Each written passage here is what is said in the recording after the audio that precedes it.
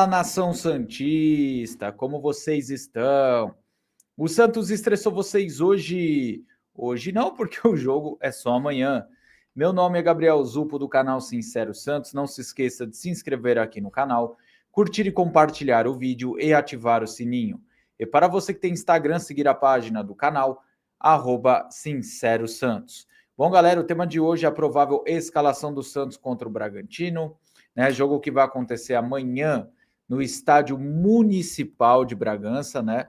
Mais conhecido como Cícero de Souza Marques. Inclusive, eu tive o prazer de treinar e jogar lá muitas vezes, né? Amistosos, jogos, treinos.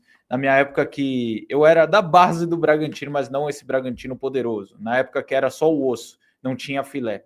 Mas enfim, vamos falar do que importa, que é RB Bragantino e Santos, amanhã às 6h30 da tarde. A transmissão será por conta do Sport TV e Premier, tá? Sem muita enrolação, começo com o nosso adversário. O nosso adversário eu fiz com base a escalação deles contra o Cruzeiro, tá? Eu fui pesquisar também a questão de desfalques do Bragantino, né? Para ver se não tinha risco de mudar muita coisa, mas acredito que seja a mesma escalação, tá? Pegando aqui a questão dos desfalques do Bragantino, o Bragantino tem como desfalque o Eduardo, Isidro Pita, Davi Gomes e Juninho Capixaba, tá? São esses os desfalques do Bragantino. Agora, falando do time do Bragantino, vou colocar aí na tela, foi essa escalação que eles entraram contra o Cruzeiro, né? Até parece um pouco de 4-3-3 na teoria, porque o La Quintana e o Lucas Barbosa, na teoria, são pontas, e o John meio que um meio que um segundo atacante.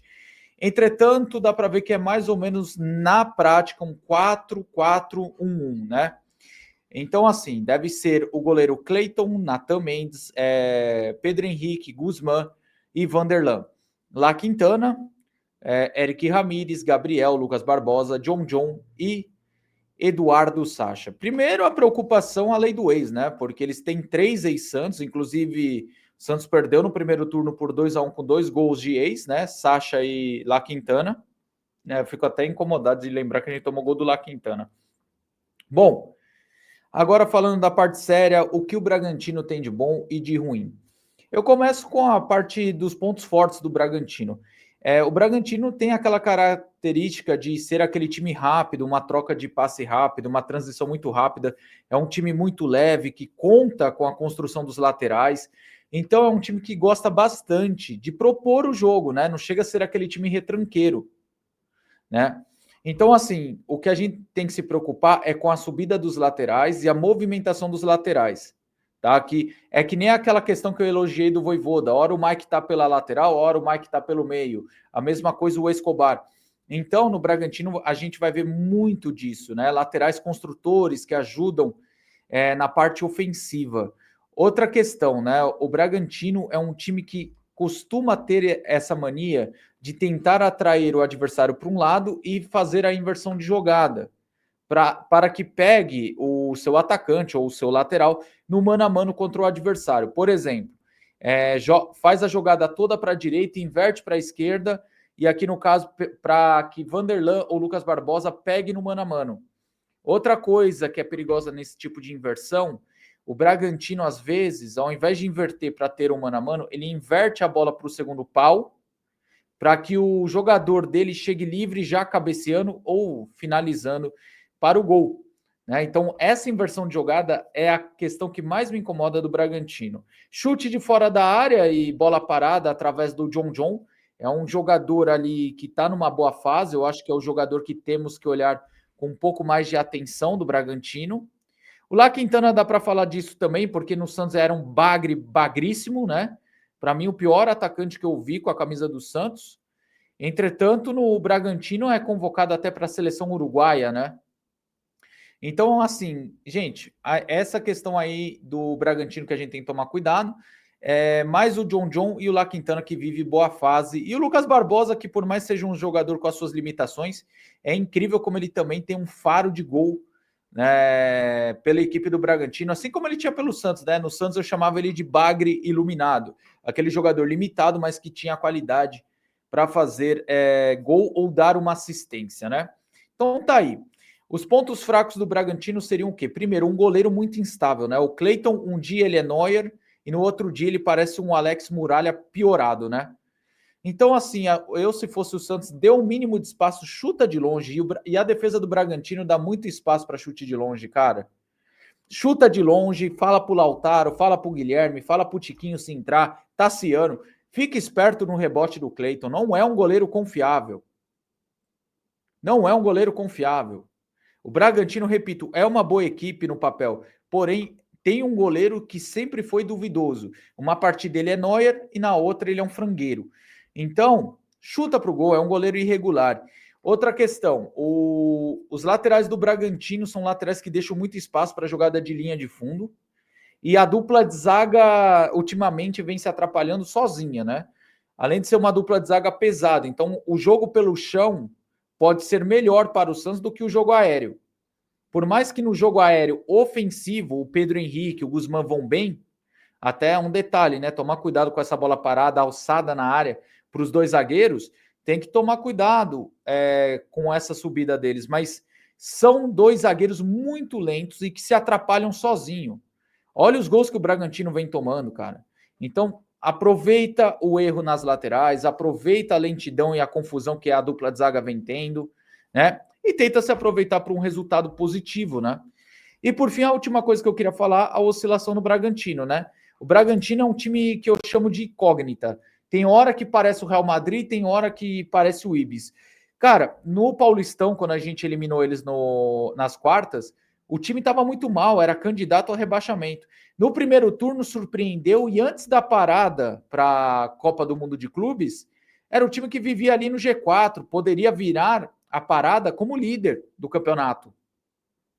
E hoje vive um mau momento, com várias oscilações, né? Um time com vários problemas ultimamente, né? Então o Santos pode também se aproveitar dessas oscilações e conseguir uma vitória. Bom, rapaziada, agora vamos falar do nosso Santos, né, que foi apurado por Lucas Musetti, né, o provável Santos com algumas dúvidas e alguns desfalques, os desfalques que a gente sempre sabe, né, Neymar, bom tempo, né, machucados fora, Victor Hugo também, outro desfalque que o Santos tem, e pelo que me parece, Adonis Frias virou dúvida para o jogo, sentiu a panturrilha, segundo o Lucas Musetti, mas no momento que eu gravo ele ainda é dúvida para o jogo, não está confirmado que está fora, e nem que vai para o jogo. Ele é dúvida no momento que estou gravando esse vídeo. Então, a provável escalação do Santos deve ser essa, segundo o Lucas Musetti. Com Brazão, Mike ou Igor Vinícius, né? Pelo que parece, os dois sempre têm uma boa disputa ali pela lateral direita. Sempre estão brigando em alto nível, pelo que dizem. Porém, Mike está um pouco na frente dessa vez. Mas não estranhem se amanhã o Igor Vinícius aparecer de titular.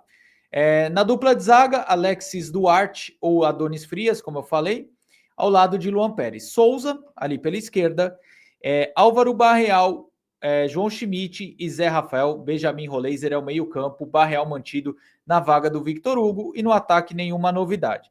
A única dúvida que eu fico, galera, é a seguinte: se o time vai entrar no mesmo esquema que vem entrando nos últimos jogos, ou se ele vai mudar, né? Pelo fato de ter Barreal e Roleiser, que são jogadores mais de criação do que marcação, se talvez na hora que entrar em prática, que o jogo começar, o Santos não comece o jogo assim, né? Dessa maneira aqui. O Barreal eu coloquei mais para o lado esquerdo, que aonde ele gosta mais de atuar, e o Roleiser que sempre cai um pouco mais pela direita, né?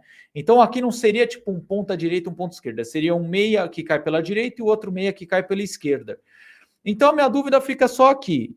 O que você acha? Deixa nos comentários se vai mudar um pouco só a estrutura do time, tá? Vai sair daquele esquema que estava jogando com o Victor Hugo e por mudar característica dos jogadores de meio campo, pode mudar a estrutura, tá certo? Então, galera, olhando essa provável escalação, eu gosto muito que o Vojvoda está fazendo. Mantendo a estrutura do time, apesar de mudar um pouquinho a característica de jogador e ter essa probabilidade de mudança na hora que começar o jogo, mas você vê que não tem muitas mudanças drásticas, né? Não tem aquela coisa, aquele choque de realidade, aquela invenção. Ele tá pondo o que tá dando certo. E por mais que tenha os desfalques, você vê que as trocas são 6 por meia dúzia. Quando eu digo isso, não é qualidade. Por exemplo, você tira um Adonis e põe um Alexis, zagueiro por zagueiro. Né? Você não tem aquele cara para fazer o volante que o Vitor Hugo fazia, você coloca o Barreal, que dá para jogar pelo meio. Gabriel, e o Bom Tempo? Machucado. Gabriel, e o Ian? Cara, eu acho que o Ian merece minutagem, mas começar de titular ainda não, tá? Por esse momento de evolução, do time estar crescendo, precisando se firmar ainda, deixa o Ian começar a ganhar minutagem primeiro, beleza? Então, por isso que eu não tenho que criticar muito essa situação do Barreal titular, por mais que o Barreal esteja de uma forma irregular nas suas atuações. Quando eu digo irregular nas atuações, é que tipo, ele não consegue ter essa regularidade, tipo, 4, 5 jogos bons. O Barreal faz 2 bons, um ruim, um bom, um ruim, 3 ruins, um bom. Se ele encontrar a regularidade, ele pode ajudar ainda mais o Santos, porque ele é um bom jogador, tá? No ataque, gente, como eu falei, com os desfalques, tudo que vem acontecendo, né? Eu acho que essa escalação do Vojvoda é muito certa, tá bom? Pelo menos eu penso dessa maneira, tá bom, galera? Eu acho que o Vojvoda acerta na escalação, não faz invenção. Entre Mike e Igor Vinícius, por mais que eu goste mais do Mike, tá? Eu entendo essa questão do Igor Vinícius, porque ele tá jogando bem, se ele optar pelo Igor, e se optar pelo Mike também vou entender. A única preocupação, né, o Souza, ele comete alguns erros defensivos, né? E como o Bragantino tem essa questão da inversão de jogada, procurando o segundo pau, é a minha preocupação maior para amanhã, tá? Essa inversão junto com a limitação do Souza na marcação. Mas é um erro que ele comete por questão da idade. Acho que com o tempo ele consegue consertar isso. Mas amanhã pode ser um erro que pode custar os pontos. Eu poderia falar de 3 zagueiros, mas com a dúvida do Adonis Frias, é difícil também falar de 3 zagueiros, né? Confiar num Baço que está um tempinho sem jogar, sem ritmo de jogo, confiar no Zé Ivaldo depois do que aconteceu em Minas, é meio difícil. Então eu entendo o Vojvoda, mas tenho as minhas preocupações, tá bom? Com base os pontos fortes do Bragantino. Bom, galera, é um jogo muito equilibrado, como eu falei, o Bragantino é uma incógnita, mas eu acho que o Santos tem capacidade de conseguir pontuar lá em Bragança. O empate é um bom resultado, mas a vitória seria maravilhoso e eu acho que o Santos tem capacidade para buscar os 3 pontos. O vídeo é esse aí, concorda ou discorda de algo que eu falei? Comente aqui abaixo. Tamo junto e sempre Santos.